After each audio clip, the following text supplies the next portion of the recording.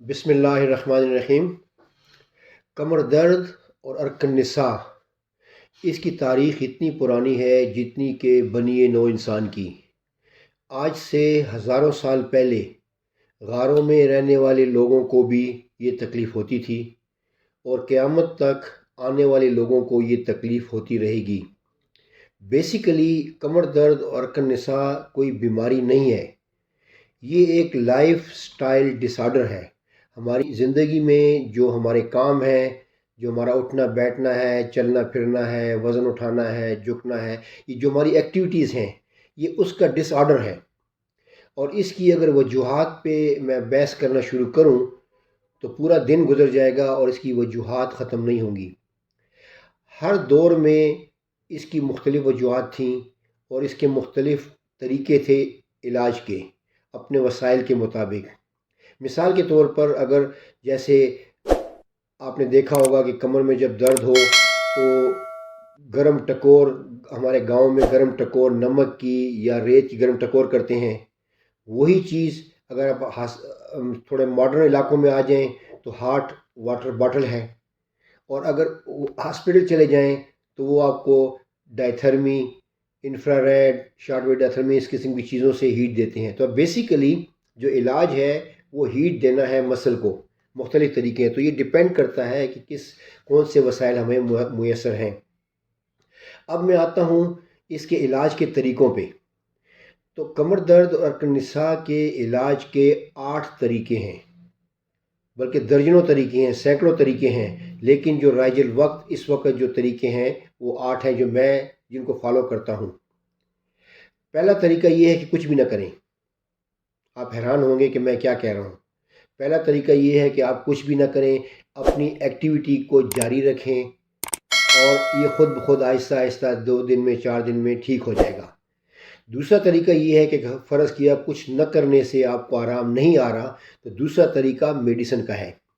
Medicine میں آپ simple پیراسٹامول جو ہے وہ لے سکتے ہیں، گرم ٹکور کر سکتے ہیں۔ دوسرا طریقہ میڈیسن ہے۔ تیسرا طریقہ فزیو تھراپی ہے۔ جیسے میں نے پہلے بتایا کہ فزیو تھراپی میں انفراریڈ اور شارٹ ویو تھرمی یہ چیزیں ہوتی ہیں۔ تیسرا طریقہ جو ہے وہ فزیو تھراپی ہے۔ چوتھا طریقہ جو ہے وہ انجیکشن ہے، کہ ہم سپائن میں مختلف جگہوں پہ ہم دیکھتے ہیں کہ کہاں ڈسک ہے، کہاں سے پین آ رہا ہے، تو اس میں ہم انجیکشن لگاتے ہیں۔ آپریشن تھیٹر کے اندر ایکس ہمیں اسکرین پہ نظر آ رہا ہوتا ہے۔ پانچواں طریقہ جو ہے وہ منیملی انویزیو اسپائنل سرجری ہے، جس میں کہ ہم انڈوسکوپ کے ذریعے مریض جاگ رہا ہوتا ہے اور ہم انڈوسکوپ کے ذریعے جاتے ہیں ڈسک تک اور اس کو ایڈریس کرتے ہیں۔ چھٹا طریقہ جو ہے وہ ہے مائکرو ڈسکیکٹمی، یہ مائکروسکوپ کی مدد سے ہم ڈسک نکالتے ہیں۔ ساتواں طریقہ جو ہے وہ فینسٹریشن یا اوپن سرجری ہے، جس میں کہ ہم لیمنا اور لیمینیکٹمی اور مختلف چیزیں ہیں۔ یہ پبلک کے لیے اس میں ڈیٹیل میں جانے کی ضرورت نہیں ہے، لیکن مین مقصد یہ ہے کہ ہم اوپن سرجری کر کے انڈر جی اے ڈسک کو نکالتے ہیں۔ اور 8واں طریقہ جو ہے وہ اسپائنل فکسیشن ہے۔ تو ہمارے 90% پیشنٹ، 95% پیشنٹ جو ہیں وہ پہلے 4 طریقوں میں ٹھیک ہو جاتے ہیں۔ 5 سے 10% ایسے ہیں کہ جو ٹھیک نہیں ہوتے، اور میں تو اکثر ان کو یہ کہتا ہوں کہ یہ 5 سے 10% لوگ وہ ہیں جو کہ وزن کم نہیں کرتے، جو ایکسرسائز نہیں کرتے، جو فزیوتھراپی صحیح نہیں کرتے، میڈیسن صحیح نہیں لیتے ہیں۔ تو ان طریقوں کی وجہ سے ان کو پھر 5ویں، 6ویں اور 7ویں طریقے پہ جانا پڑتا ہے۔ اگر میں اس کی ہسٹری میں جاؤں، تاریخ میں جاؤں، تو سینکڑوں علاج ہیں، اس کے سینکڑوں علاج ہیں۔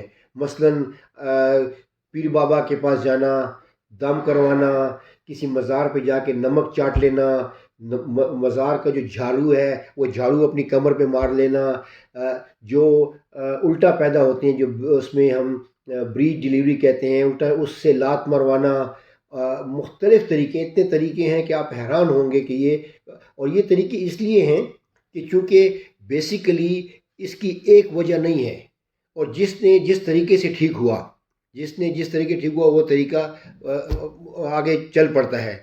تو یہ سارے طریقے ہیں، اور میری تو ریکویسٹ یہ ہے کہ آپ اپنے لائف سٹائل کو ٹھیک کریں۔